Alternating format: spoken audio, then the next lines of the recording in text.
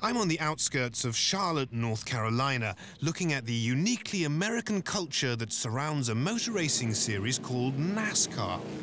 I came to Charlotte the week of a big race at the local speedway. When approaching the motor stadium, one must pass a seemingly endless sea of large, mobile hotel rooms. It resembles a refugee camp for the wealthy, minus the starvation and flies. Americans call these vehicles RVs, which in this place obviously stands for required vehicle. There's an RV for every economic class, as it appears, and within every one lies the objective of this safari, the NASCAR fan. Now, what kind of stuff do you need for a trip like this? Food, place to sleep, beer. Beer. It should be noted, fans of this sport are very welcoming, at least to curious Englishmen. Once trust is established, they expose their underbellies like the neighborhood moggy. Oh my goodness, this is enormous. What are we having for dinner tonight? Tonight we're having barbecued pork chops. It should be noted, people drive these mighty beasts hundreds of miles so they can watch other people drive hundreds of miles. But not everyone opts for a life of luxury. My investigation revealed these gentlemen who prefer a simpler life. Like 4 or 5 days of relaxation. Have you ever had that? 4 or 5 days of relaxation. Relaxation. Yeah, right? Yeah. You know, you just get away from work, call it a day. See?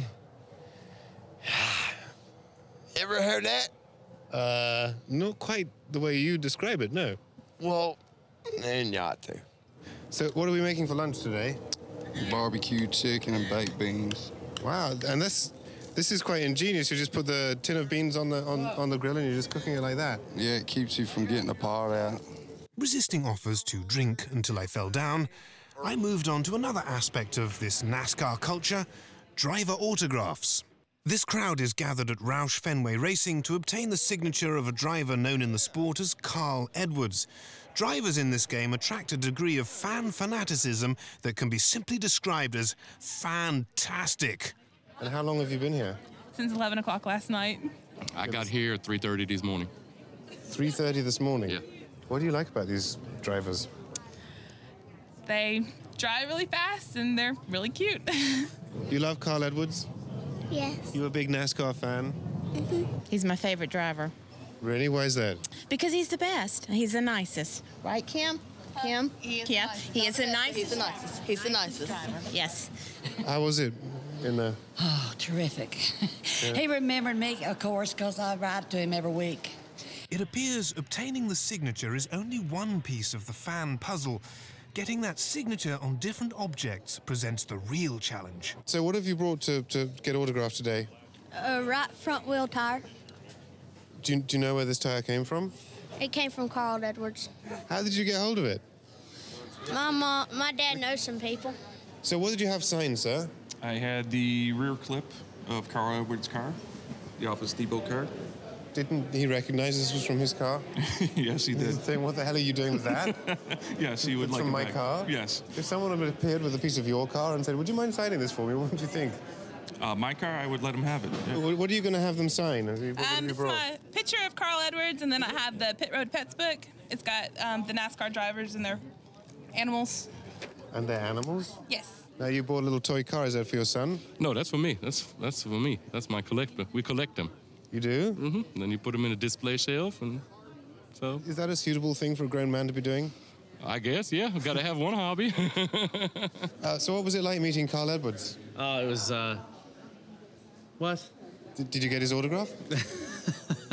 Are you here for an autograph? Is that what you want? This gentleman was confused because, as it happens, he is the driver, Carl Edwards, the fans came to see. He looked shorter on the internet. What's the weirdest thing you've ever had to sign? Oh, man. Okay, the weirdest thing really is I was up at a table, and this guy throws his leg up on the table.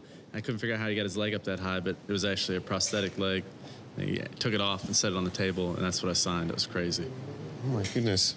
All right, so this is to Lawrence. To Lawrence, yes. All right. I met Carl Edwards. Our friend David Reagan doesn't yet attract the same fan fervour at his events, although he does have his supporters.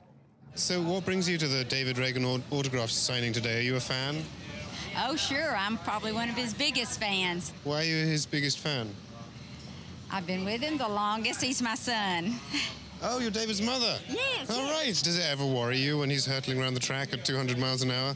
Of course, as a mom, it would, as with any sport, but I know that he's doing everything possible to be safe. He has very good equipment, and he's got a great team around him.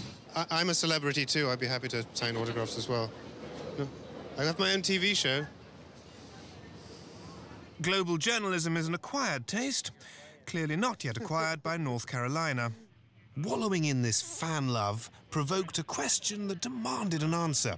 Is this driving thing really that hard, or could any trained monkey or globe-trotting journalist do it? To find out, I challenged David Reagan to a man-on-man contest, as we couldn't find any monkeys. The results will be revealed next.